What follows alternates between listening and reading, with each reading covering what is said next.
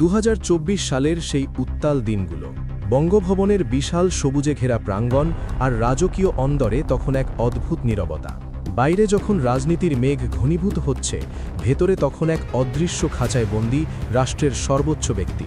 বাংলাদেশের ইতিহাসে এমন নজির কাগে কখনো দেখা যায়নি। রাষ্ট্রপতি মোহাম্মদ শাহাবুদ্দিন, যিনি সংবিধান রক্ষার শপথ নিয়েছিলেন, তিনি দাবি করছেন টানা 1.5 বছর তিনি কার্যত বন্দী ছিলেন। কিন্তু প্রশ্ন হল, দেশের অভিভাবক হয়েও কেন তিনি চুপ ছিলেন? কেন তিনি অন্তর্বর্তী সরকারের প্রধান উপদেষ্টা ডক্টর ইউনূসের বিরুদ্ধে কোনো আইনি পদক্ষেপ নেননি? আজ আমরা উন্মোচন করব বঙ্গভবনের সেই রুদ্ধদ্বার রহস্য এবং রাষ্ট্রপতির সেই বিড়ম্বনাপূর্ণ নীরবতার নেপথ্য কাহিনী। ঘটনার সূত্রপাত হয় এক অস্থির রাজনৈতিক পটভূমিতে। ছাত্র জনতার অভ্যুত্থান পরবর্তী সময় যখন ডক্টর মোহাম্মদ ইউনূসের নেতৃত্বে অন্তর্বর্তী সরকার ক্ষমতা গ্রহণ করে, তখন থেকেই পর্দার আড়ালে শুরু হয় এক নতুন স্নায়ুযুদ্ধ।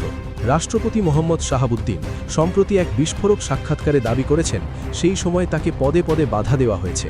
সংবিধানের 145 অনুচ্ছেদ অনুযায়ী বিদেশি কোনো চুক্তির বিষয়ে রাষ্ট্রপতিকে অবহিত করা বাধ্যতামূলক। কিন্তু অভিযোগ উঠেছে, ডক্টর ইউনূস অন্তত 14 বার বিদেশ সফর করলেও কোনো রিপোর্ট রাষ্ট্রপতিকে দেননি। এটি সরাসরি সংবিধান লঙ্ঘনের শামিল। কিন্তু মজার ব্যাপার হলো, যিনি সংবিধানের রক্ষক, সেই রাষ্ট্রপতি নিজে কেন তখন ব্যবস্থা নিলেন না? কিন্তু আসল ঘটনা এখানেই শেষ নয়। রাষ্ট্রপতির এই নীরবতার আড়ালে লুকিয়েছিল গভীর এক আতঙ্ক। তিনি নিজেই স্বীকার করেছেন, সেই সময় তিনি বুমেরাং হওয়ার ভয়ে ছিলেন, অর্থাৎ কোনো পদক্ষেপ নিলে উল্টো তার নিজের ওপরই বিপদ ধেয়ে আসতে পারত। বঙ্গভবনের প্রেস উইং খালি করে দেওয়া হয়েছিল, এমনকি অসুস্থতার জন্য সিঙ্গাপুরে চিকিৎসা নিতে যাওয়ার অনুমতিটুকুও তাকে দেওয়া হয়নি। ভাবুন একবার, রাষ্ট্রের প্রথম নাগরিককে নিজের চিকিৎসার জন্য অন্যের অনুমতির অপেক্ষায় থাকতে হয়েছে। ঈদের নামাজ পড়তে জাতীয় ঈদগাহে যাওয়ার অধিকারটুকু কেড়ে নেওয়া হয়েছিল তার কাছ থেকে। এই অসহায়ত্ব কি কেবল একজন ব্যক্তির ছিল, নাকি পুরো সাংবিধানিক ব্যবস্থার ভেঙে পড়ার ইঙ্গিত ছিল এটি? এই জায়গাটাই পুরো গল্প বদলে দেয়। রাষ্ট্রপতি শাহাবুদ্দিন এখন দাবি করছেন তার দৃঢ় মনোবলের কারণে দেশ রক্ষা পেয়েছে। কিন্তু এখানে একটা বড় বৈপরীত্য আছে।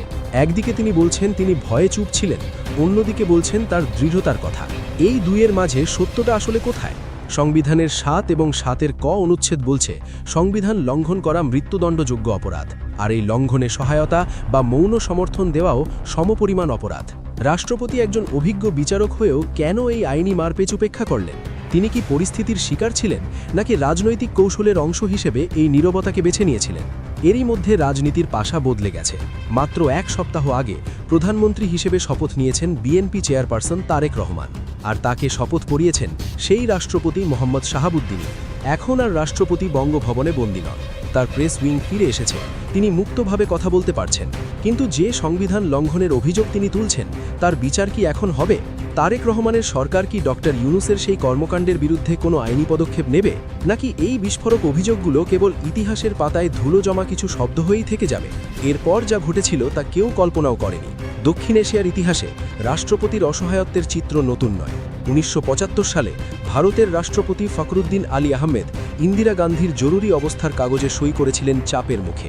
পাকিস্তানের রফিক তারারকে পদত্যাগ করতে বাধ্য করেছিলেন পারভেজ মুশাররফ। বাংলাদেশে শাহাবুদ্দিন চুপ্পুর ঘটনাটিও কি সেই একই ধারার পুনরাবৃত্তি? তবে পার্থক্য হলো, তিনি পদত্যাগ করেননি, বরং টিকে থেকেছেন এক অদ্ভুত সম্মত নীরবতায়। বিশ্লেষকরা বলছেন, রাষ্ট্রপতির এই অভিযোগগুলো যদি সত্য হয়, তবে তা বাংলাদেশের সাংবিধানিক ইতিহাসের এক কালো অধ্যায় হিসেবে চিহ্নিত হবে। এখন প্রশ্ন উঠছে রাষ্ট্রপতির দায় নিয়ে। তিনি শপথ নিয়েছিলেন ভীতি বা অনুগ্রহের বশবর্তী হয়ে কাজ করার, কিন্তু তিনি নিজেই স্বীকার করেছেন তিনি ভয়ের কারণে পদক্ষেপ নেননি। তবে কি তিনি শপথ ভঙ্গ করেছেন, নাকি পরিস্থিতির চাপে একজন মানুষের এর চেয়ে বেশি কিছু করার ছিল না? ডক্টর ইউনূসের শাসনামলে যখন একের পর এক উপদেষ্টা বিদেশ সফর করছিলেন, তখন রাষ্ট্রপতিকে কার্যত বিচ্ছিন্ন করে রাখা হয়েছিল। এমনকি বিদেশি মিশনে রাষ্ট্রপতির ছবি পর্যন্ত নামিয়ে ফেলার চেষ্টা হয়েছিল। এই অপমান কেবল একজন ব্যক্তির নয়, বরং পুরো রাষ্ট্র কাঠামোর ওপর আঘাত ছিল বলে মনে করছেন অনেকে। কিন্তু আসল সত্যটা হয়তো আরও গভীরে। ডক্টর ইউনূসের বিরুদ্ধে ব্যবস্থা না নেওয়ার পেছনে কি কোনো আন্তর্জাতিক চাপ ছিল, নাকি পর্দার আড়ালে এমন কোনো শক্তি কাজ করছিল যারা রাষ্ট্রপতির হাত পা বেঁধে রেখেছিল? বর্তমান প্রধানমন্ত্রী তারেক রহমান এবং তার দল বিএনপি এখন গণতন্ত্র পুনরুদ্ধার এবং সাংবিধানিক ধারাবাহিকতার কথা বলছে। এই নতুন রাজনৈতিক প্রেক্ষাপটে দাঁড়িয়ে রাষ্ট্রপতির পুরনো অভিযোগগুলো এখন নতুন করে প্রাণ পাচ্ছে। যদি ডক্টর ইউনূস সংবিধান অমান্য করে থাকেন, তবে তার বিচার হওয়া কি সময়ের দাবি নয়? পুরো বিষয়টি বিশ্লেষণ করলে দেখা যায় বাংলাদেশের রাষ্ট্রপতি পদটি অলংকারিক হলেও সংকটের সময় এর গুরুত্ব অপরিসীম। শাহাবুদ্দিন চুপ্পু দাবি করছেন সাংবিধানিক শূন্যতা সৃষ্টি করার চেষ্টা করা হয়েছিল, কিন্তু তার অবস্থানের কারণে তা সফল হয়নি। তবে আইনি বিশেষজ্ঞরা প্রশ্ন তুলছেন, পদক্ষেপ না নিয়ে কেবল সহ্য করে যাওয়া কি একজন রাষ্ট্রপতির দায়িত্বের মধ্যে পড়ে? সংবিধান রক্ষা করা যার কাজ, তিনি যদি বলেন এড়িয়ে গেছি, তবে সাধারণ মানুষ কার ওপর ভরসা করবে? শেষ পর্যন্ত এই গল্পের জবনিকা কোথায়? রাষ্ট্রপতি এখন মুক্ত, তার পাশে শক্তিশালী রাজনৈতিক সমর্থন আছে। তারেক রহমানের নেতৃত্বাধীন সরকার এখন ক্ষমতায়। এখন কি আমরা দেখব সেই ১.৫ বছর বন্দি জীবন এবং সংবিধান লঙ্ঘনের বিচার, নাকি রাজনীতির খেলায় এই অভিযোগগুলো কেবল প্রতিপক্ষকে ঘায়েল করার অস্ত্র হিসেবেই ব্যবহৃত হবে? এই ঘটনা আমাদের এক কঠিন সত্যের মুখোমুখি দাঁড় করায়। একটি দেশের প্রতিষ্ঠানগুলি যদি শক্তিশালী না হয়, তবে রাষ্ট্রের সর্বোচ্চ ব্যক্তিকেও বন্দী হতে হয় নিজ প্রাসাদে। ডক্টর ইউনূসের বিরুদ্ধে রাষ্ট্রপতির এই নিষ্ক্রিয়তা দুর্বলতা ছিল নাকি দূরদর্শিতা, তা সময় বলে দেবে। তবে একটি বিষয় নিশ্চিত, বাংলাদেশের রাজনীতির এই নাটকীয় মোড় এবং বঙ্গভবনের সেই বন্দি জীবনের কাহিনী আগামী বহু বছর ধরে গবেষক এবং সাধারণ মানুষের আলোচনার খোরাক হয়ে থাকবে।